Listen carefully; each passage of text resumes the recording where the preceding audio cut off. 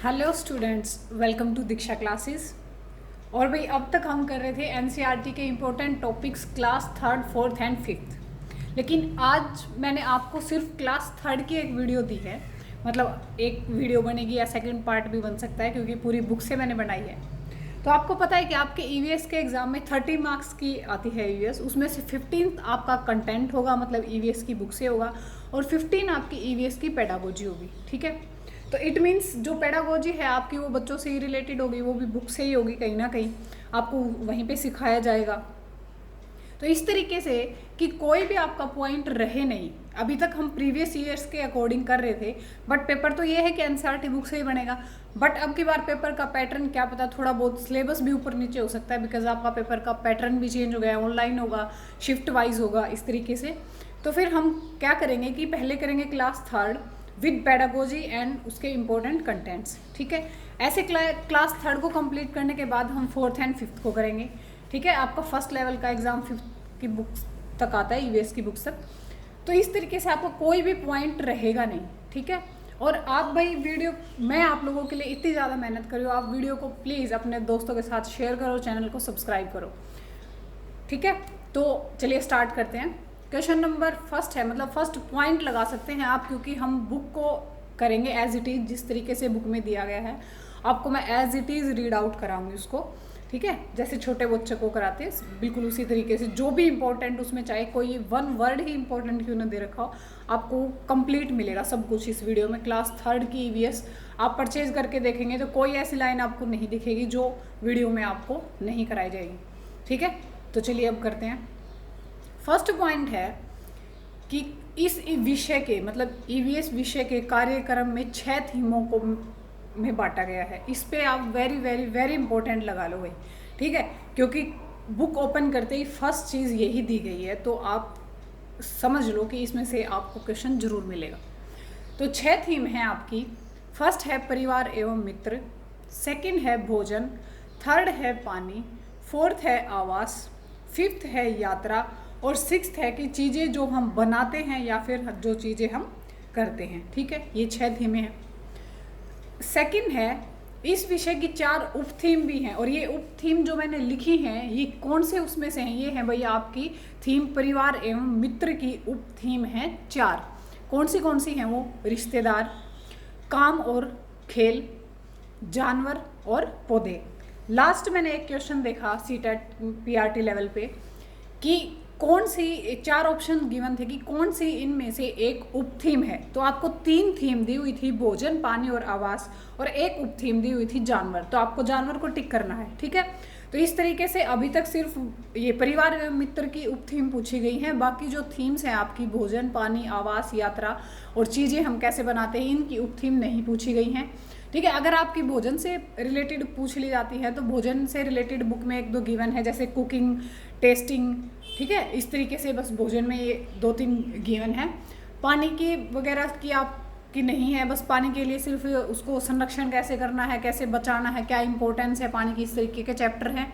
आवास, जहाँ आप रहते हैं वो बस एक आसाम के घरों के बारे में बहुत ज़्यादा बता रखा है। ठीक है, और यात्रा के लिए मैंने मैप का आपका चैप्टर करवाया था, उससे ही रिलेटेड सभी क्वेश्चन पूछे गए हैं कि कौन सा किस साइड पड़ता है, मतलब क्या उसकी दिशा है किसी ज़िले की या फिर किसी शहर की। ठीक है, इस तरीके से उनकी दिशाएं पूछ रखी हैं, या फिर कितने किलोमीटर पड़ता है, या फिर वहाँ पे क्या फेमस है खाने में, पहनने में, इस तरीके से। तो इन 2 चीज़ों की अभी तक उप थीम में पूछी गई हैं, भोजन से एंड परिवार एवं मित्र से। आई थिंक आपको यहाँ तक क्लियर हो गया होगा। ठीक है, अब हम कोई भी ऐसा टॉपिक नहीं छोड़ेंगे भाई जो आपको इसका रिपीट करना पड़े। क्लास थर्ड करने के बाद एक एग्ज़ाम पैटर्न के हिसाब से हम सिर्फ क्लास थर्ड में से एक 50 क्वेश्चंस का एक वीडियो बनाएंगे, और उसमें से देखेंगे कि आप लोग कितना कवर कर पाते हैं, कितने उनमें से मार्क्स ले पाते हैं। ठीक है, क्वेश्चन नंबर 3 है कि एनसीएफ 2005 के अनुसार अध्यापकों के लिए महत्वपूर्ण सुझाव दिए गए हैं बुक के अंदर ही। ठीक है, टीचर्स के लिए कि किस तरीके से टीचर्स को बच्चों के साथ बिहेव करना है। फर्स्ट है कि प्राथमिक स्तर पर जो बच्चा होता है, प्राइमरी लेवल का जो स्टूडेंट है, वो सभी चीज़ों को समग्र रूप से देखता है। ठीक है, समग्र रूप से कैसे, जैसे उसको ये पता है कि ये मेरी फैमिली है, तो वो माँ बाप, भाई बहन, दादा दादी सबको एक परिवार में ही देखता है। ठीक है, वो उसको उनसे अलग नहीं मानता कि ये कोई अलग है, वो यही कहेगा कि ये मेरा फैमिली मेम्बर है। ठीक, सेकंड है, इसी वजह से क्या होता है, छोटे बच्चों की क्लास की बुक को ईवीएस का नाम दिया गया, ना कि सोशल साइंस और सोशल स्टडीज़। क्योंकि बच्चा, मैंने आपको पहले भी बताया था, अगर हम उसको पेड़ दिखाएंगे तो वो उसको सिर्फ एक पेड़ लेकर के चलता है, ना कि उसके चिपको आंदोलन क्या हुए थे या ये प्रकाश संश्लेषण कैसे करता है, तो उसको ऐसा साइंस में डिवाइड नहीं कर पाता इस लेवल पे। इसलिए उनको ईवीएस दिया गया है सिर्फ एक बार चीज़ों से रूबरू कराने के लिए, ठीक है। सेकेंड पॉइंट है कि कक्षाओं में बहुसांस्कृतिक स्वरूप, वर्ग, जेंडर, धर्म और भाषा के बच्चे टीचर को मिलते हैं, तो टीचर को क्या करना है कि सभी बच्चों को समान रूप से लेकर के चलना है, ठीक है। तो ये एनसीएफ 2005 ने अध्यापकों के लिए महत्वपूर्ण सुझाव दिए। नेक्स्ट हम पढ़ते हैं। हाँ भाई, नेक्स्ट आपका पॉइंट है हाथी के बारे में। हाथी के बारे में मैंने 7 पॉइंट्स लिखे हैं। इन पॉइंट से बाहर आपका क्वेश्चन कितना भी घूम जाए, इनसे बाहर नहीं घूम सकता है, ठीक है। तो अब जो भी वीडियो चलेंगे आपकी ईवीएस की, एनसीईआरटी बुक्स से स्पेशल अलग अलग क्लासेस की, 3rd, 4th एंड 5th की, आप उन सभी पे वेरी वेरी इंपॉर्टेंट लगा लीजिए। इनसे बाहर आपका ईवीएस का कंटेंट नहीं जाएगा। आप 30 मार्क्स में से अबव 25 अगर आप ध्यान से इन वीडियोज़ को करते हैं तो आप आसानी से लेके आ सकते हैं, ठीक है। तो हाथी के बारे में हम पढ़ते हैं। फर्स्ट पॉइंट कि हाथी जो है वो पानी और कीचड़ में खेलता है, ठीक है। इससे उसके शरीर को क्या होती है, ठंडक मिलती है। सेकंड पॉइंट है कि हाथी के जो कान हैं वो पंखे के जैसे होते हैं, और जब कभी अगर उसको गर्मी फील होती है तो वो उनको हिला करके अपने आप को हवा भी दे लेता है, ठीक है, हवा कर लेता है। थर्ड है कि 3 महीने का जो हाथी होता है वो लगभग 200 किलोग्राम का होता है, ठीक।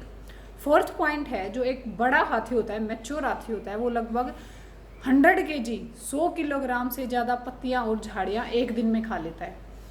फिफ्थ पॉइंट है कि हाथी जो है एक दिन में केवल 2 से 4 घंटे ही सोता है। हाथी बहुत कम आराम करता है दिन में, ठीक है।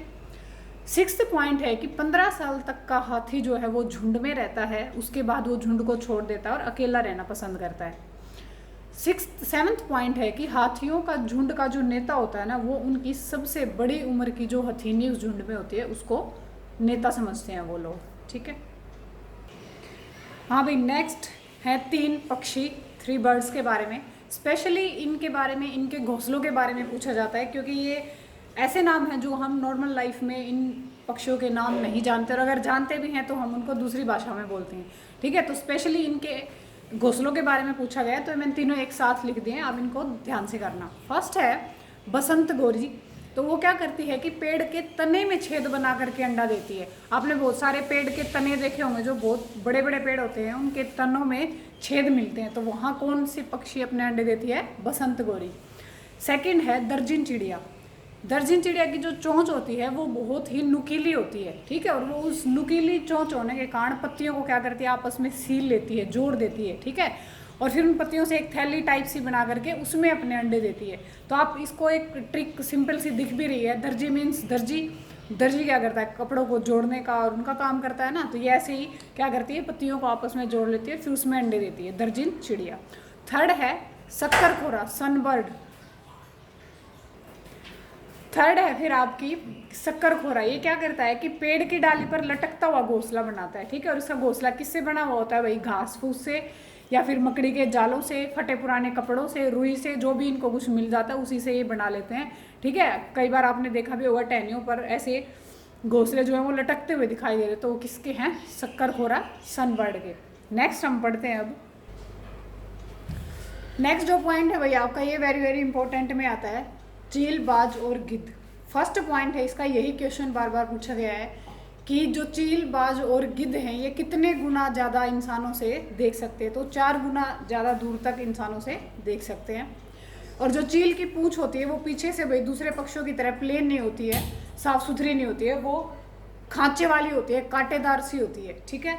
थर्ड है कि गिद्ध जो है वो आकाश में सबसे ज़्यादा ऊंचाई पर उड़ता है और मरे हुए जानवरों को खाता है, ठीक है। बेसिकली क्या करता है गिद्ध, उनके ऊपर ही डिपेंड होता है, मरे हुए जानवरों के ऊपर। और भी आज का, हाँ भाई, और आज का आपके लिए क्वेश्चन है कि भारत में कितने राज्य और केंद्र शासित प्रदेश हैं, ठीक है।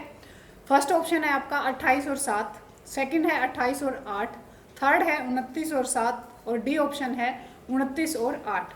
आंसर आपको कमेंट सेक्शन में देना है, ठीक है। आपका कोई क्वेश्चन हो, कोई क्वेरी हो, वो भी आप कमेंट सेक्शन में कमेंट करके पूछ सकते हैं, आपको जवाब जरूर मिलेगा, ठीक है। आई होप कि आज की वीडियो आपके लिए बहुत ज़्यादा हेल्पफुल रहेगी, क्योंकि अब जो हम कंटेंट करेंगे, अब जो वीडियोज़ करेंगे, उसमें आपको पेडागोजी एंड ईवीएस की बुक का कंटेंट एनसीईआरटी बुक का साथ साथ मिलता रहेगा, ठीक है। तो आप ये समझ लीजिए, अगर आप थर्ड क्लास की वीडियो को भी कंप्लीट कर देते हैं तो आप 10 मार्क्स आपके ईवीएस में डेफिनेटली कर लेंगे। वीडियो को लाइक करो और दोस्तों के साथ शेयर करो, चैनल को सब्सक्राइब करो, ठीक है। Thank you.